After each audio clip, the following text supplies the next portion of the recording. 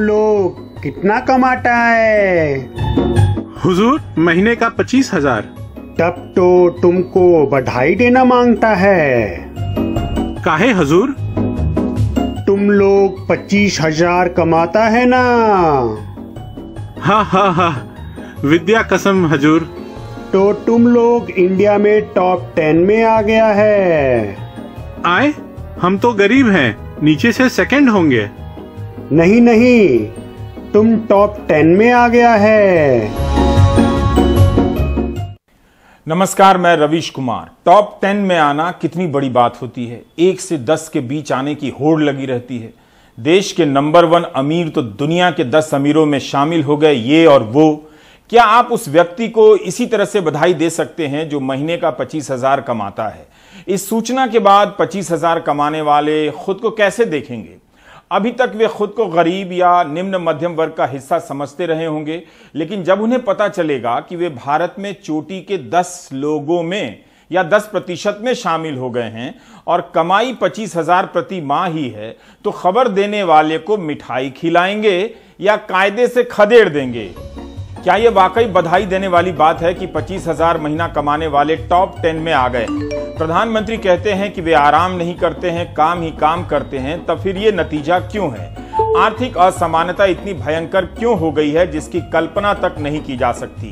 भारत की ये हालत है कि मात्र 25,000 कमाने वाले समाज के ऊपर के 10% में आ सकते हैं। तब तो चोटी के 10 लोगों की भी क्या हालत होगी? पता चला कि ऊपर जाकर भी घर का खर्चा नहीं चल रहा है। नीचे के 90% की हालत का अंदाजा कौन ही लगा पाएगा? तब फिर प्रधानमंत्री ही बता सकते हैं कि उनकी अधीरता, बेचैनी का क्या नतीजा निकल रहा है। गांधी जी ने कहा था कि असमानता की ऐसी हालत में राम राज्य की कल्पना नहीं की जा सकती है, जिसमें केवल कुछ लोग अमीर हो रहे हैं और जनता के पास खाने तक के भोजन नहीं है। आराम तो नहीं करना है साथियों। इतना सब विजय पताका के फहर रही है तो भी आज भी हम अधीर हैं, आज भी हम बेचैन हैं, आज भी हम आतुर हैं, क्योंकि हमारा मूल लक्ष्य भारत को उस ऊंचाई पर पहुंचाना है जिसका सपना देश की आजादी के लिए मर मिटने वालों ने देखा था। 2022 का साल आधा बीत रहा है।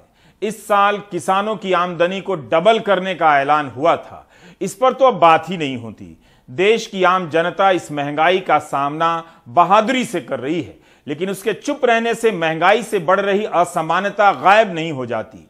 क्या हम उन सभी लोगों को टॉप 10 में पहुंचने की बधाई दे सकते हैं जिनकी कमाई महीने की 25,000 रुपए है?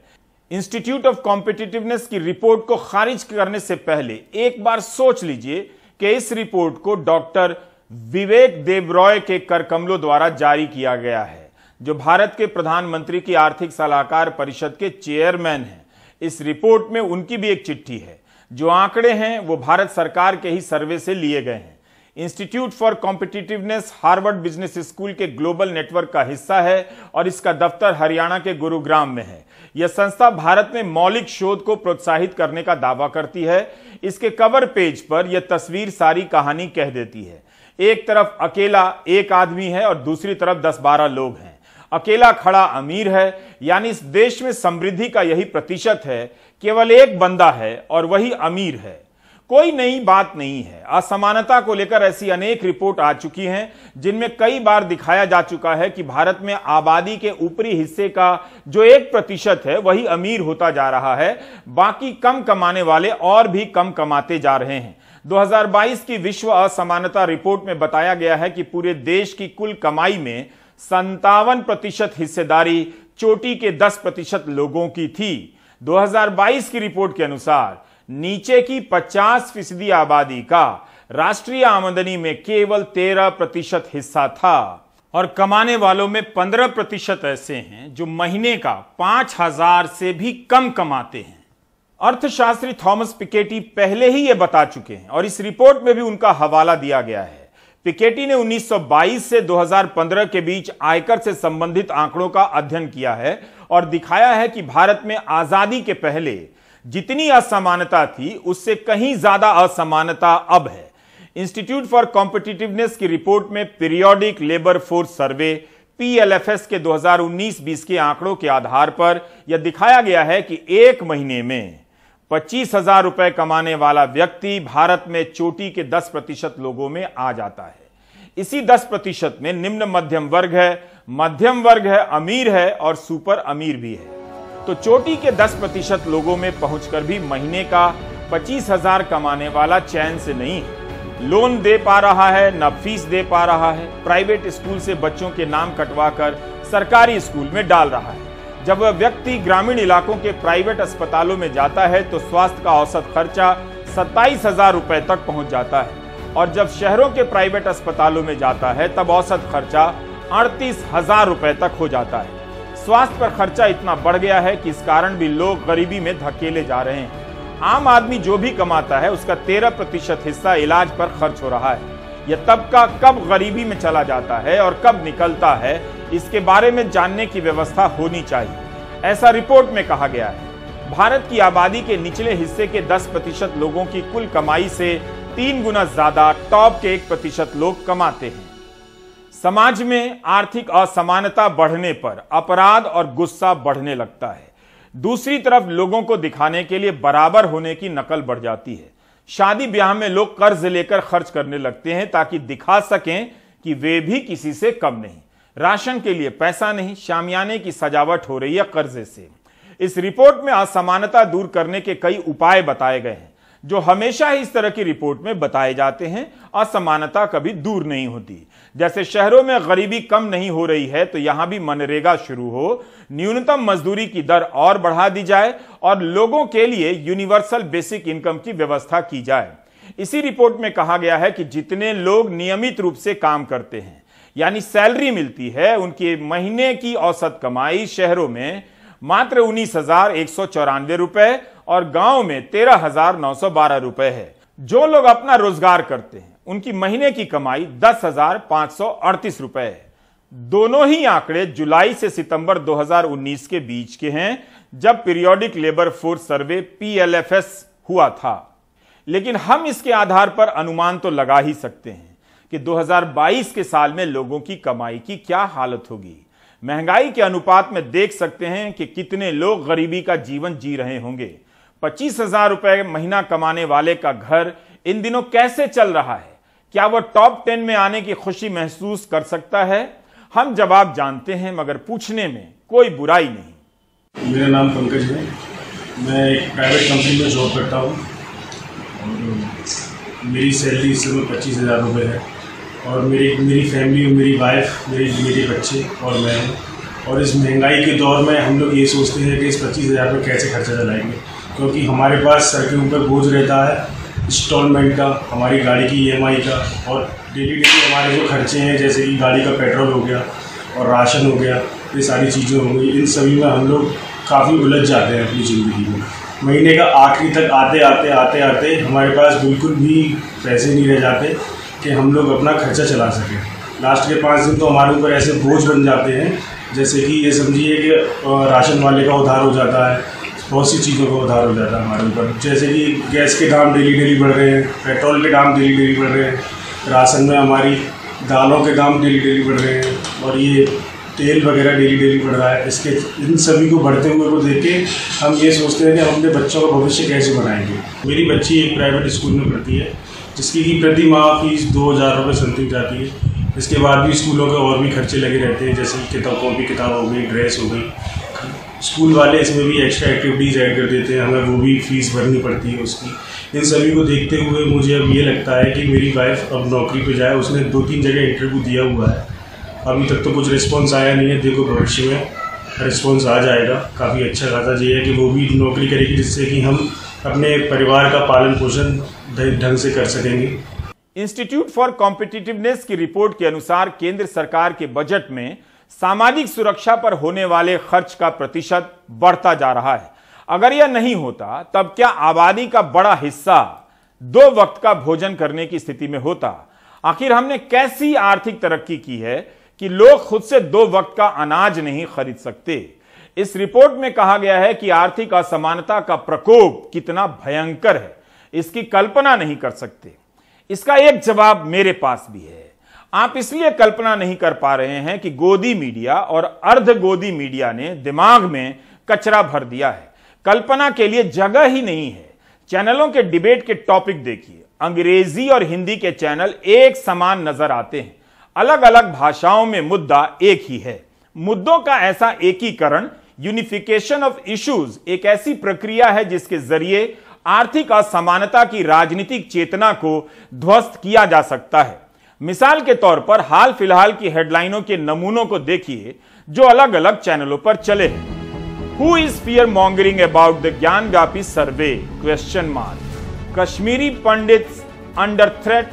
Gupkar gang blames film. When will the politics stop? Question mark. Gyanvapi row. What do the people think about the issue? Question mark. Tracking the Mandir Masjid legal battle. Top lawyers debate. अब हिंदी में देखिए, शिवलिंग या फव्वारा, कैसे होगा निपटारा? ज्ञानव्यापी मस्जिद, सच की आहट, कैसी तिलमिलाहट, प्रश्नवाचक चिन्ह। कण कण में शंकर है, ज्ञानव्यापी मंदिर है, प्रश्नवाचक चिन्ह। मंदिर मंदिर पता चला है डैश डैश डैश। मानो तो महादेव, न मानो तो फव्वारा। पिछले 2-3 दिनों के डिबेट के टॉपिक को ही देख लें तो एक थ्योरी निकल कर आती है। मेरी थ्योरी है, लेकिन आप भी पेटेंट करा सकते हैं। आप देख पाएंगे कि गोदी मीडिया और अर्ध गोदी मीडिया हिंदू मुस्लिम नेशनल सिलेबस के आसपास ही डिबेट कर रहे हैं। इसी का कवरेज ज्यादा है। ओह माय गॉड, 1000 सिलेंडर के रेट हो गए इस देश में।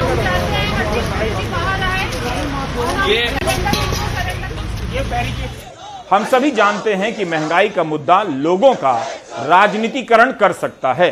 जब वे फीस नहीं भर पाएंगे, खाना नहीं खा पाएंगे, कल के लिए बचा नहीं पाएंगे, तो हो सकता है कि उनके भीतर आक्रोश पनप जाए, वे मुर्दाबाद करते हुए सड़कों पर आ जाए, या फिर विपक्ष से उम्मीद करें कि वह महंगाई के खिलाफ प्रदर्शन कर दे। दूसरी तरफ महंगाई जनता का राजनीतिकरण ना कर सके, इसके लिए एक सफल फॉर्मूला निकाला गया है, जनता के धार्मिकीकरण का फॉर्मूला।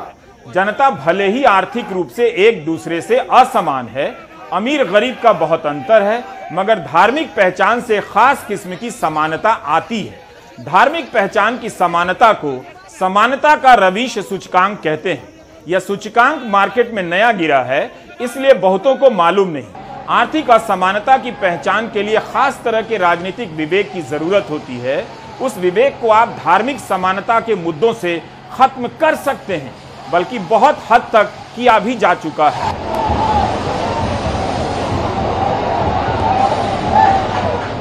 धार्मिक पहचान की समानता आर्थिक असमानता को मिटा देती है, इसलिए केवल आमदनी में अंतर के आंकड़ों से असमानता देखने की भूल ना करें। एक नई प्रकार की समानता भी आ रही है, उसे पहचानें। हम ये बात व्यंग्य में नहीं कह रहे, बल्कि आज के दौर में यह साबित भी किया जा सकता है।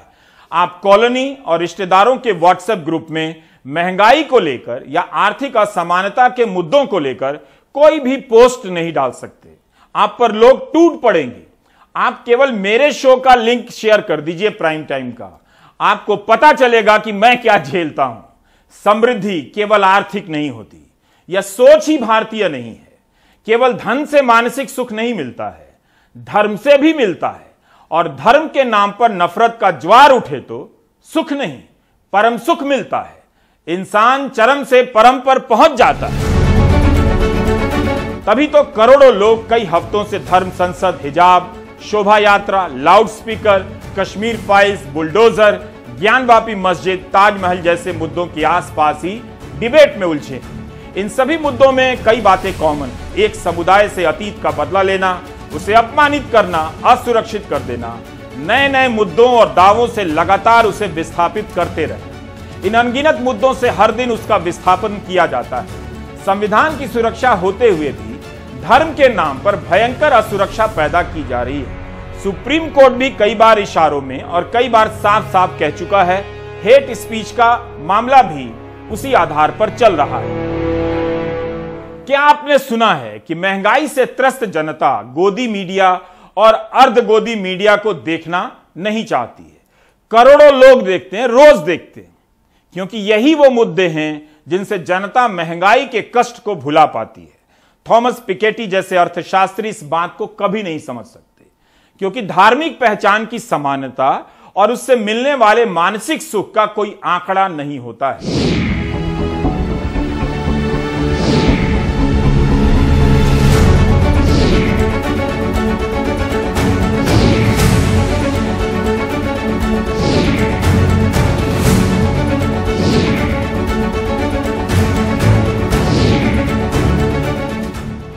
तमाम गोदी मीडिया और अर्ध गोदी मीडिया के चैनलों पर फ्लैश करती ये हेडलाइन बता रही है कि तेजी से मुद्दे बदल रहे हैं, लेकिन सभी मुद्दे नेशनल सिलेबस के भीतर के ही हैं। बुलडोजर नहीं तो ताजमहल है, ताजमहल नहीं तो लाउडस्पीकर है।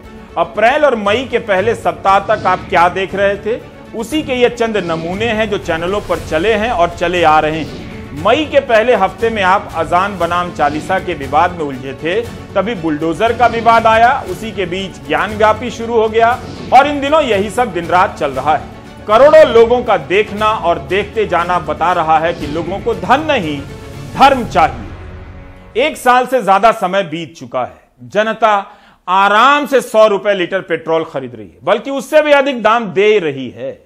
अलग अलग श्रेणियों की महंगाई 9 साल में रिकॉर्ड स्तर पर है तो 25 साल में सबसे अधिक स्तर पर है। धार्मिक पहचान की समानता के लिए बेस्ट प्लेटफॉर्म है न्यूज चैनल। इस तरह के डिबेट में 5 रुपए खर्च नहीं होते, 5 रुपए भी नहीं। मैं स्टूडियो के एसी और बल्ब का खर्चा वगैरह नहीं जोड़ रहा। आपको धार्मिक कार्यों के लिए मौलवी भले न मिले, लेकिन डिबेट के लिए मौलाना जरूर मिल जाते हैं। उनके सामने पंडित भी आ जाते हैं और ऐसी बहसों को लाखों लोग झूमकर देख रहे होते हैं। इन बहसों में प्रश्नवाचक चिन्हों की भूमिका पर अलग से किसी को रिसर्च करना चाहिए कि कैसे क्वेश्चन मार्क लगाकर डिबेट के टॉपिक को नॉर्मल किया जा रहा है। इन बहसों के जरिए बिना पत्रकारिता किए ही आप पत्रकार कहलाते हैं। विज्ञापनों की भरमार बनी रहती है, लागत जीरो, कमाई हीरो। एक डॉक्टर को भी सर्जन कहलाने के लिए सर्जरी करनी पड़ती है, मगर गोदी मीडिया एक ऐसी पत्रकारिता लेकर आया है जिसमें पत्रकार कहलाने के लिए सबसे पहले पत्रकारिता ही छोड़ देनी पड़ती है। YouTube में जाकर इस कार्यक्रम को कई बार देखिए, आपको पता चलेगा और एक दर्शक के नाते आप अपनी समझदारी पर गर्व करेंगे। और हां, कॉलोनी के व्हाट्सएप ग्रुप में मेरे शो का लिंक शेयर करके देखिए, एक बार तो देखिए। राष्ट्रीय जनता दल का कहना है कि बार बार लालू यादव को निशाना बनाया जा रहा है, बार बार छापे पड़ जाते हैं, लेकिन क्या इन छापों के पीछे बिहार में फिर से बन रहे किसी राजनीतिक समीकरण का भी रोल है? लालू यादव के वकीलों के देर से पहुंचने की वजह से सीबीआई के अफसरों को पटना में राबड़ी देवी की इस आवाज पर कार्रवाई शुरू करने से पहले तकरीबन 1.5 घंटे तक इंतजार करना पड़ा।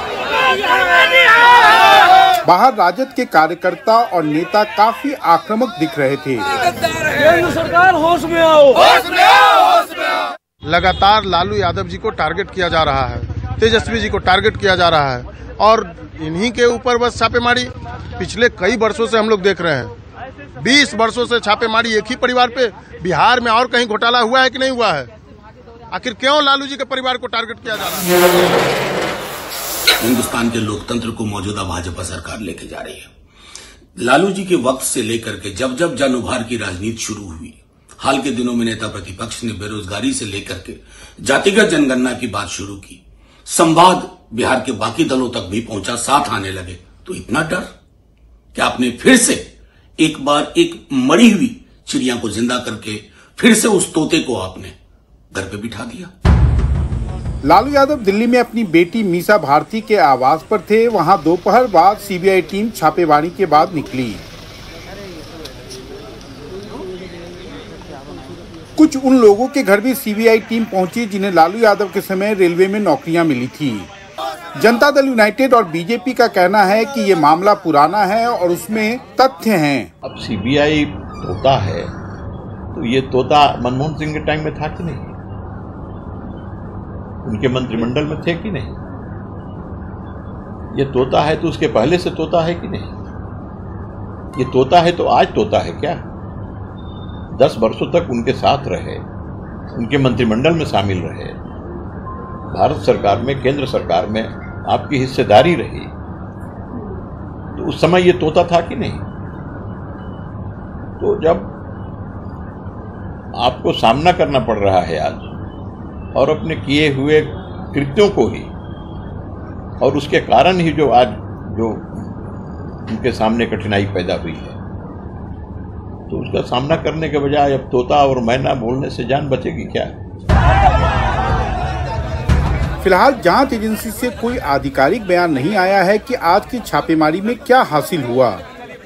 हालांकि लालू यादव पर इससे पूर्व 2 बार चारा घोटाले में और 1 बार IRCTC घोटाले में अपने घर पर CBI की रेड का सामना कर चुके हैं। लालू यादव के खिलाफ CBI के आरोपों में कितना तथ्य है, ये तो भविष्य में न्यायालय के फैसले के ऊपर निर्भर करेगा। लेकिन आज के इस छापेमारी का जातिगत जनगणना से कोई लेना देना है या नहीं, यह आने वाले दिनों में मुख्यमंत्री नीतीश कुमार का इस मुद्दे पर अगला कदम तय करेगा। दिल्ली से रविश रंजन शुक्ला और पटना से कैमरामैन हबीब अली के साथ मनीष कुमार, NDTV इंडिया के लिए। इस पर एक केस स्टडी होनी चाहिए कि 86 मामलों में जमानत लेने के लिए एक व्यक्ति की क्या हालत हो जाती होगी। आजम खान ने 86 मामलों में जमानत ली है।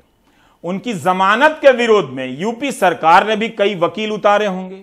उस पर जनता का कितना पैसा खर्च हुआ, इसका भी आंकड़ा आ जाए तो पता चले कि आजम खान के मामले में राजनीति की कितनी कीमत जनता ने चुकाई है।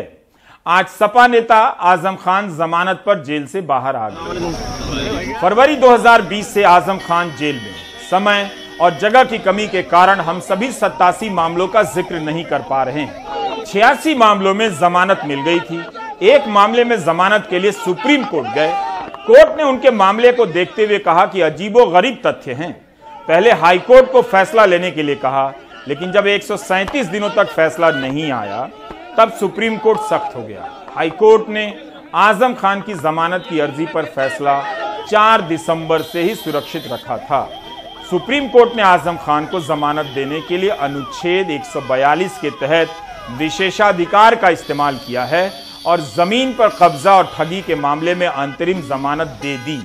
यूपी सरकार ने कोर्ट से कहा कि आजम खान भू माफिया हैं और आदतन अपराधी हैं। आजम खान के वकील कपिल सिब्बल ने दलील दी कि पिछले 2 सालों से तो आजम खान जेल में ही बंद हैं, तो धमकाने की बात कहां आती है। कोर्ट ने इस बात पर भी हैरानी जताई कि जब सारे मामलों में जमानत हो गई है तब आजम खान के खिलाफ नया केस कैसे दर्ज हो रहा है। क्या यह संयोग मात्र है या कुछ और है? कोर्ट ने इस पर यूपी सरकार से जवाब मांगा है। जस्टिस L नागेश्वर राव और जस्टिस BR गवई की बेंच ने इस मामले की सुनवाई की है और फैसला दिया है। सपा नेता अखिलेश यादव ने ट्वीट कर आजम खान को बधाई दी है और स्वागत किया है। अखिलेश ने कहा है कि जमानत के इस फैसले से सर्वोच्च न्यायालय ने न्याय को नए मानक दिए हैं। पूरा एतबार है कि वो अन्य सभी झूठे मामलों मुकदमों में बाइज्जत बरी होंगे। झूठ के लम्हे होते हैं, सदियां नहीं। असम के 29 जिले बाढ़ की चपेट में हैं। 7 लाख से अधिक लोग विस्थापित हो चुके हैं। रतनदीप चौधरी और संजय चक्रवर्ती जमुनामुख गए। वहां उन्होंने देखा कि 2 गांवों के लोगों का सब कुछ मिट गया है। रेल की पटरियों पर उनका जीवन गुजर रहा है। खाना नहीं है, पानी नहीं है। सरकार की मदद पहुंची है मगर काफी नहीं है।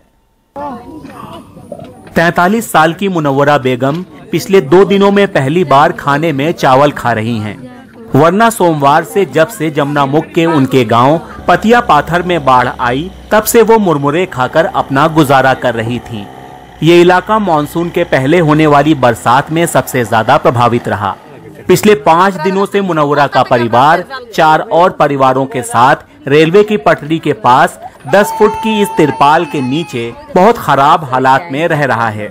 पहले 3 दिन तो हम खुले आसमान के नीचे बारिश में भीगते हुए अपनी जान बचा रहे थे। फिर हमारे परिवार ने कर्जा लेकर ये तिरपाल लिया और अब 5 परिवार इसके नीचे रह रहे हैं। जगह कम है और मर्द औरतें सब एक साथ हैं। ना कोई निजता है और ना कोई साफ सफाई। सरकार ने कुछ तिरपालें दी थी, लेकिन इतने सारे परिवारों के लिए वो बहुत कम थी। यहाँ रहने वालों का दावा है कि पतिया पाथर और चंगजुरई के 2 गांवों के 500 से ज्यादा बाढ़ पीड़ित इस रेल की पटरी के किनारे लगभग खुले में बसर कर रहे हैं। बस एक तिरपाल है और वो भी तेज बारिश का कहर नहीं झेल पा रहा है। चंगजुरई गांव के लोगों का कहना है कि बाढ़ से बचकर रेल की पटरियों के किनारे गुजारा करना और भी चुनौती भरा है। रेलवे की पटरी अकेली ऐसी जमीन है जो बाढ़ में डूबी नहीं। 1 किलोमीटर दूर तक रेलवे पटरी के किनारे लोग अपने जानवरों के साथ देखे जा सकते हैं। हमारी 10 बीघा जमीन पर धान की बढ़िया फसल कटने के लिए तैयार थी और वो सब बाढ़ में तबाह हो गई। हम फिलहाल यहाँ रह रहे हैं, लेकिन आगे क्या होगा ये पता नहीं। यहाँ पर हालात बहुत मुश्किल हैं। रोजमर्रा के काम के लिए कोई जगह नहीं है, पीने का साफ पानी भी नहीं है। हम दिन में बस एक बार खाते हैं, कुछ ने तो 2 दिनों से नहीं खाया है। पिछले 4 दिनों में हमें सिर्फ मुरमुरे खाने को मिले।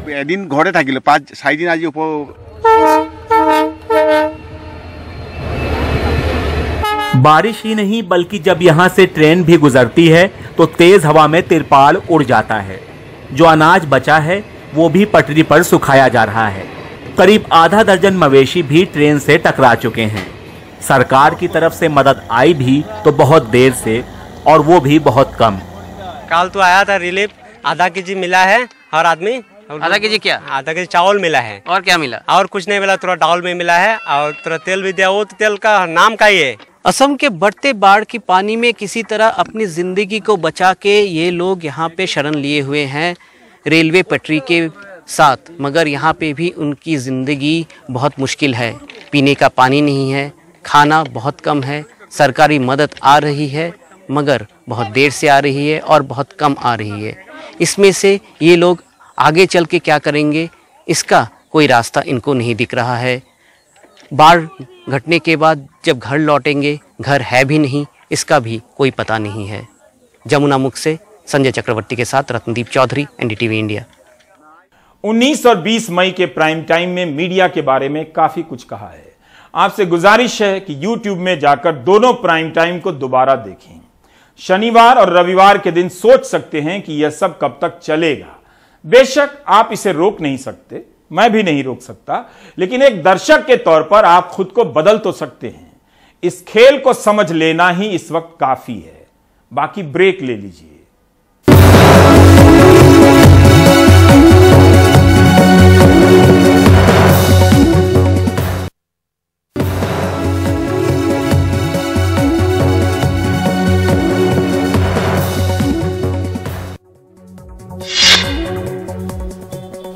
सुप्रीम कोर्ट ने ज्ञानवापी मस्जिद का मामला जिला जज को ट्रांसफर कर दिया है। उसका कहना है कि इस मामले को किसी वरिष्ठ जज को सुनना चाहिए। सुप्रीम कोर्ट ने कहा है कि पहले ये देख लिया जाए कि ये केस 1991 के पूजा स्थल कानून का उल्लंघन तो नहीं है। सुप्रीम कोर्ट ने सर्वे रिपोर्ट लीक होने पर नाराजगी जाहिर की, लेकिन कहा कि कायदे से इस मामले को निचली अदालत को ही सुनना चाहिए।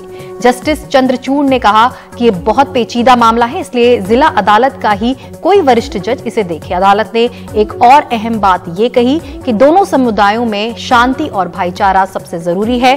दोनों पक्षों के बीच संतुलन चाहते हैं और एक हीलिंग टच यानी मरहम लगाने की जरूरत है।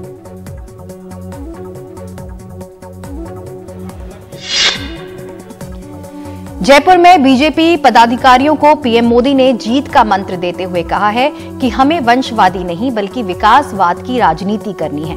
प्रधानमंत्री मोदी ने यह भी कहा है कि जनता बीजेपी पर भरोसा करती है और हमें अगले 25 साल के विकास के लक्ष्य को लेकर जनता की उम्मीदों पर खरा उतरना है। प्रधानमंत्री मोदी ने विपक्ष पर निशाना साधते हुए कहा कि कुछ दल जाति धर्म के नाम पर लोगों को भड़काते हैं। ऐसे दलों से बीजेपी को सावधान रहने की जरूरत है। उन्होंने कहा कि जुबान को इधर उधर फिसलने नहीं देना है, कोर मुद्दों पर काम करना है, हमें कभी भी भटकना नहीं है।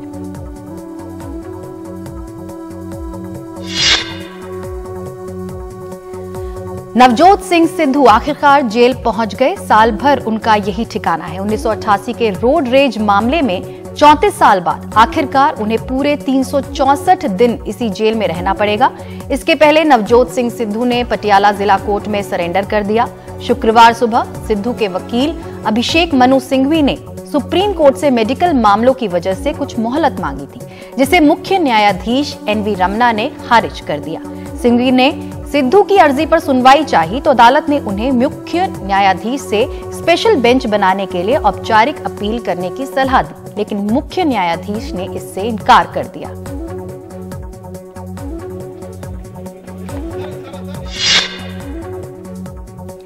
सुप्रीम कोर्ट से जमानत मिलने के बाद इंद्राणी मुखर्जी भाईखाला जेल से बाहर आ गई हैं। इंद्राणी मुखर्जी अपनी बेटी शीना बोरा की हत्या के आरोप में जेल में बंद थी। विशेष सीबीआई अदालत ने उन्हें 2 लाख रुपए के मुचलके पर जमानत दी। इंद्राणी 7 साल से मुंबई की जेल में बंद थी। जेल से बाहर आने के बाद इंद्राणी ने कहा कि मैं खुश हूं और अभी सिर्फ घर जा रही हूं।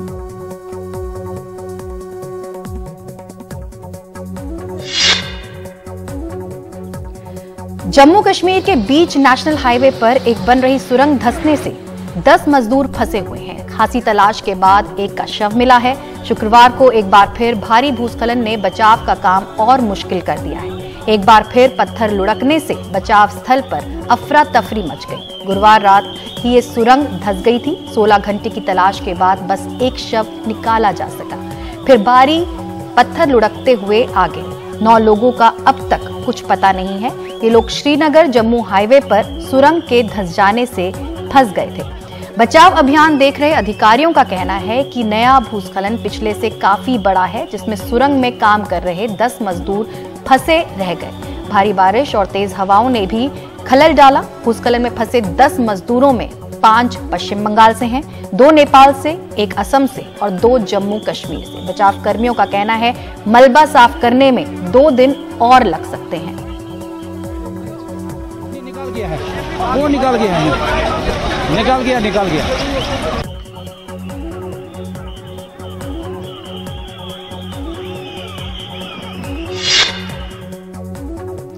अंतर्राष्ट्रीय बाजार में कच्चे तेल, गैस और दूसरी कमोडिटीज की कीमतों में उछाल और बढ़ती महंगाई दर के इस दौर में अब एक राहत की खबर। इंडोनेशिया सरकार ने पाम ऑयल के निर्यात पर लगी पाबंदी को अगले सोमवार यानी 23 मई से हटाने का ऐलान कर दिया है। भारत अपनी जरूरत का करीब 60% पाम ऑयल इंडोनेशिया से आयात करता है। अब भारत सरकार और खाने पीने के तेल व्यापारियों को उम्मीद है कि इससे भारतीय बाजार में कीमतें नियंत्रित करना आसान होगा। तेल के थोक व्यापारियों का कहना है कि 28 अप्रैल को पाबंदी लगने से तेल बाजार में उथल पुथल बढ़ गई थी और वनस्पति और पामोलिन की कीमत अप्रैल के आखिरी हफ्ते में 10 से 15 रुपए प्रति किलो तक बढ़ गई थी। इस फैसले का असर भारत में खाने पीने के तेल की कीमतों पर करीब 3 हफ्तों में दिखना शुरू होगा। जाहिर है कच्चे तेल और दूसरी कमोडिटीज की बढ़ी हुई कीमतों के इस दौर में इंडोनेशिया सरकार का पाबंदी हटाने का फैसला भारत सरकार के लिए एक राहत की खबर है। सरकार को उम्मीद है कि इस फैसले से भारत में खाने पीने के तेल बाजार में उथल पुथल कम होगी और जरूरत की चीजों को नियंत्रित करना आसान होगा।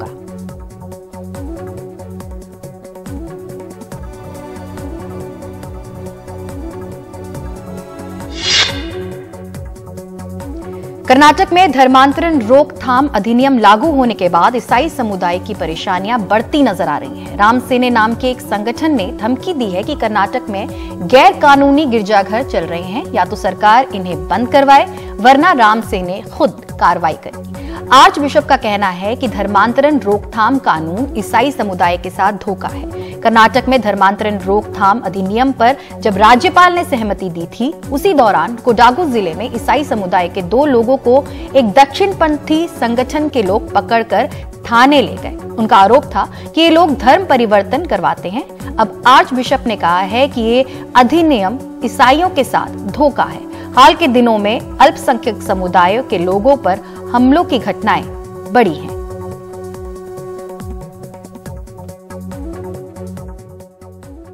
आप देख रहे थे प्राइम टाइम। नमस्कार।